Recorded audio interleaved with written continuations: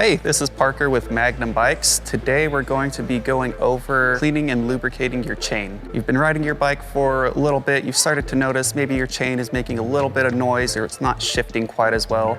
Maybe time to clean and lubricate your chain. If you're riding pretty consistently, you'll want to clean your chain at least once a month, perhaps even more if you're riding through very dirty conditions. So our first step is going to be to use a bicycle drivetrain degreaser.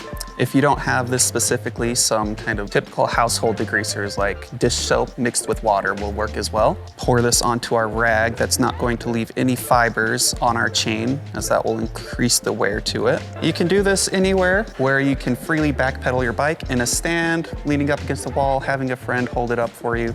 So what we're going to do after we've wet our cloth with the degreaser, wrap it around our chain and start backpedaling, making sure we're maintaining contact with the chain between my thumb and index finger. Doing a few cycles, making sure I'm going over every single link here.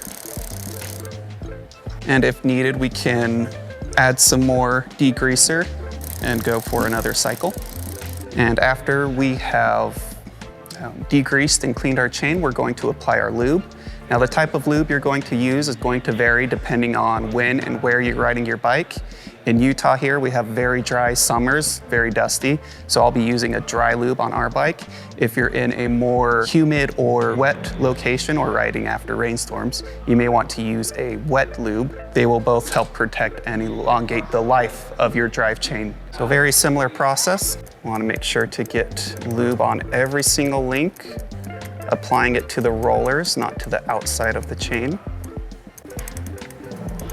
And once I'm sure I've gotten lube on all of my links, I'll allow it to sit for a few minutes, allow that lube to penetrate into my rollers, and then I will grab another clean cloth and wipe off my chain. And this is just wiping off the excess lube. If we have too much lube on there, it will start to pick up tons of dust or road grime and actually make it a little bit worse. And there we have it, the very simple maintenance for how to clean and lube your chain.